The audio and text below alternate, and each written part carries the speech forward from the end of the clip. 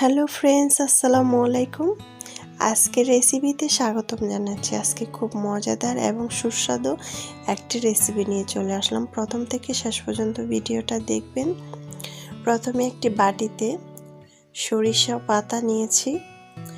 এটাকে ধুয়ে পরিষ্কার করে নিয়ে এখন আমি 1 টেবিল চামচ লবণ দিয়ে এটাকে মেখে রাখবো 2 মিনিট খুব সুন্দরভাবে।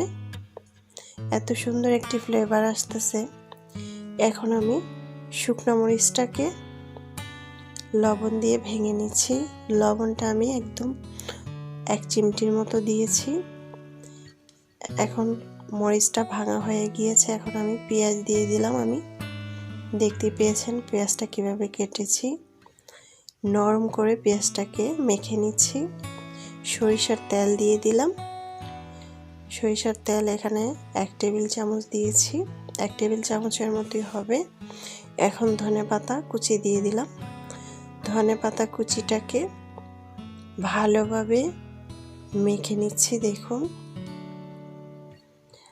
মেখে এখন আমি দিয়ে দিব আগে থেকে যে সরিষাটা লবণ দিয়ে মেখে রেখেছিলাম সেটা এখন দিয়ে দিব। পানি উঠেছে কিন্তু পানিটাকে এভাবে ছেঁকে আলাদা করে এভাবে চিপে নিয়ে নিলাম।